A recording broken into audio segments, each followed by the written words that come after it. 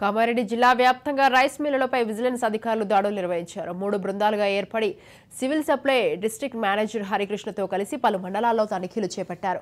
2022వ సంవత్సరం నుండి 2024 వరకు ఖరీఫ్ రబీ కాలాల్లో ప్రభుత్వం కొనుగోలు చేసిన వరి ధాన్యం నిల్వలకు సంబంధించిన లెక్కలపై తీశారు. రాష్ట్ర ప్రభుత్వ ఆదేశానుసారం రాష్ట్ర వ్యాప్తంగా అన్ని రైస్ మిల్లులపై తనిఖీలు చేసి లెక్కలు తీయనున్నట్టు అధికారి హరికృష్ణ తెలిపారు. ఆక్షన్కి సంబంధించిన ప్యాడీ, అదేవిధంగా లేటెస్ట్గా ఖరీఫ్ 23-24, రబీ 23-24 ప్యాడీ రైస్ మిల్లులో అవైలబిలిటీ ఉందా లేదా అనేది రాష్ట్రం అంతటా ఇన్స్పెక్షన్ జరుగుతోంది. అందులో భాగంగా ఇక్కడ ఈరోజు మాకు ఈ రైస్ మిల్ అలాట్మెంట్ చేయడం జరిగింది.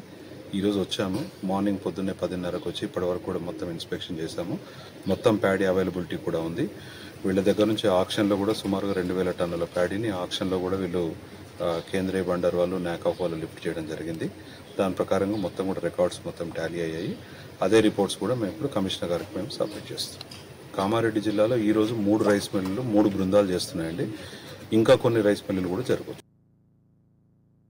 కొన్ని రైస్ మిల్స్ ఏంటంటే ప్యాడీ ఆక్షన్కి సంబంధించిన ప్యాడీ, అదేవిధంగా లేటెస్ట్గా ఖరీఫ్ 23-24, రబీ 23-24 ప్యాడీ రైస్ మిల్లులో అవైలబిలిటీ ఉందా లేదా అనేది రాష్ట్రం అంతటా ఇన్స్పెక్షన్ జరుగుతోంది. అందులో భాగంగా ఇక్కడ ఈరోజు మాకు ఈ రైస్ మిల్ అలాట్మెంట్ చేయడం జరిగింది. ఈరోజు వచ్చాము, మార్నింగ్ పొద్దున్నే 10:30కు వచ్చి ఇప్పటివరకు కూడా మొత్తం ఇన్స్పెక్షన్ చేశాము.